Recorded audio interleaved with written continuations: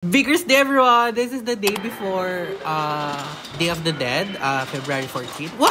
Before anything else, dahil daily vlogs lang tong mga to, ililimit ko sila ng 3 minutes max para at least ma-upload ko sila sa IG kasi pwede na silang 3 minutes sa reel. So, ayun. Okay, this is a 3-minute day in my life. Ha? Tanga? Ano ba? Kabag! May first order na agad. I love it. Nag-order lang siya ng kape Americano. Ayan, super chill lang daw siya today. Tapos, gagawa tayo ng simple syrup. Oh, alam niyo na paano ko gawin yung simple syrup, di ba? 1:1 lang yan ng tubig and sugar. Kahit ano sugar carry. Basta 1 is the 1. May nag-comment dun sa isa kong video, nabibili naman daw yung sugar syrup, ba't di na lang ako bumili? Coffee shop mo ba to?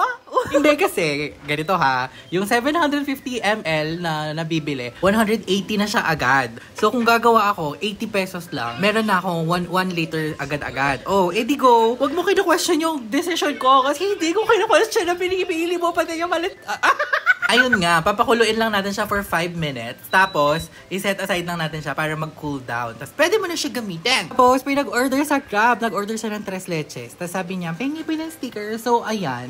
Lulunorin kita ng stickers. May nag-comment, sabi nila, pinagtitripan ko daw yung mga Grab riders. Hindi ko sila. Nagpapa-thank you nga ako ng sobra. Ano ba to? Tapos, may Grab order ulit tayo. May panood siya. Oh, bitterness sa life pa ang want. Talaga naman. Oh, hindi ko na sinali si kuya. Baka kala nyo pinagtitripan ko na naman. Tapos, ninaayos ko lang to kasi nahulog-hulog sila ng ganon. Ay, binidyoan ko pala. Grabe, sobrang tagal na walang nag-order ng caramelo fries na to. Tapos nabigla ako meron. At buti na lang, bumili ako ng stocker.